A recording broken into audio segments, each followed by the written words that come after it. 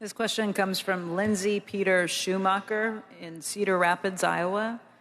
Does the current size of the Federal Reserve balance sheet concern you? In particular, the result of quantitative easing, the Federal Reserve expanded its balance sheet out of nothing. The net effect, in essence, is a form of single entry accounting, creating something of value out of nothing other than a series of book entries, and wondering what Mr. Munger thinks about this as well. Well, I don't think the Federal Reserve is the problem, and I think they can't solve the fiscal problem. I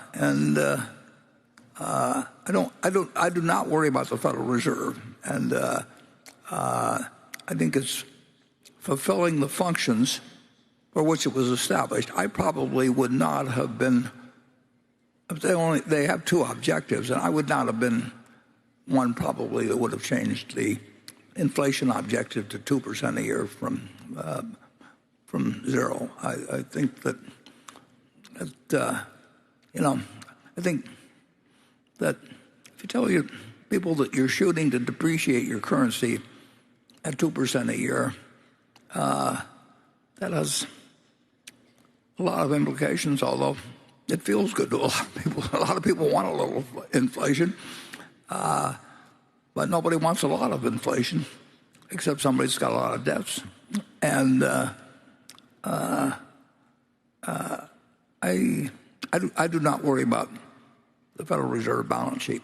I enjoy looking at it, and the numbers are big. I always like big numbers, but it is not. It's interesting. One of the most interesting figures to me is currency in circulation. I mean, it is gone. They were saying cash is trash back in 2007 and 8, and all of that cash is going to disappear. Well, if you look at the Federal Reserve balance sheet, it's gone from $800 billion to $2.2 trillion. And most of that's in $100 bills, overwhelmingly.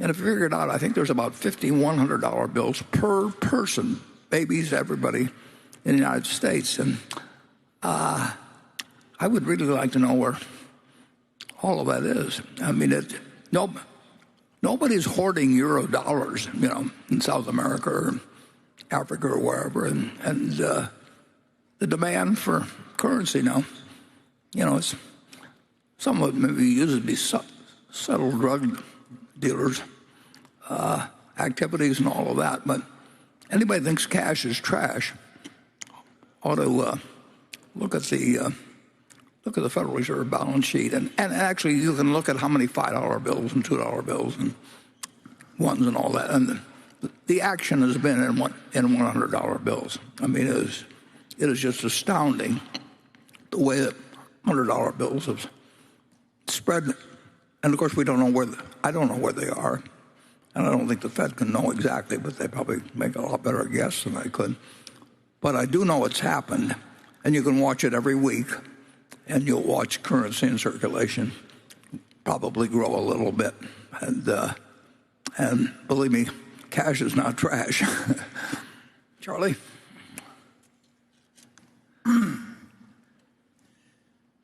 Well, I don't know where we're headed with all of this. It's been very extreme.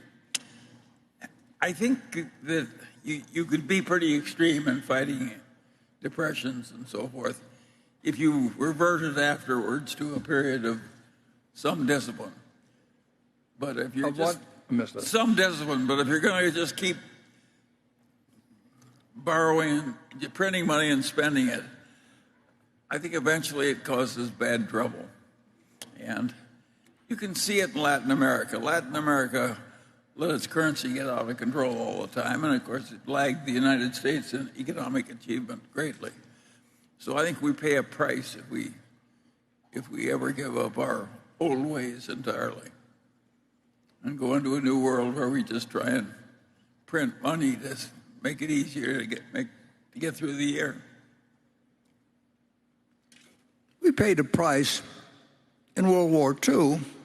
I mean, everybody, school kids and everybody else, myself included.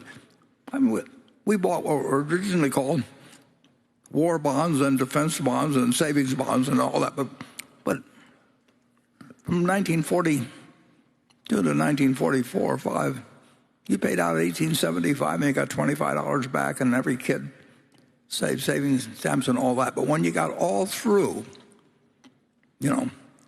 you had 120% of GDP in the national debt instead of 30 or 40%. And we had a lot of inflation subsequently, a lot. So the people that bought those bonds in support of the war had a portion of their purchasing power taken away from them. Well, there wasn't anything wrong with that particularly, but when a country gets in the habit of doing that, I think it's tough to figure out where the breaking point is with society, but I don't think you want to come anywhere close to it. Yeah, but it's also tough to have a mass of people unemployed. That's the tension. Yeah.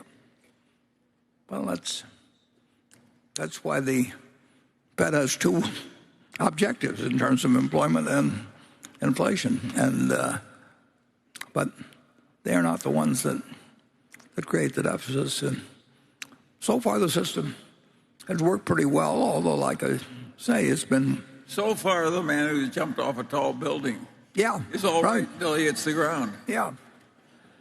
Well, but there could be ways we can stop now at the third floor or the sixth floor. We don't know what floor it is, but we know it isn't having hit the ground. But the question, politically, it's very, very, very tempting to vote appropriations, and it's not fun to vote taxes. And Russell Long, head of the Senate Finance Committee, they got a building named after him now. He said, don't tax you, don't tax me, tax that guy behind the tree. And basically, that is the attitude of, it's the reality of what is useful in politics. And so far, this country's managed to work very well with a lot of things that could theoretically cause a lot of problems, but it doesn't guarantee us the future on it. And being the reserve currency lets us do a lot of things, but it also creates a lot of consequences if we screw it up. Charlie? Well, we're beating a subject to death, but it is a problem. I wish we had a solution.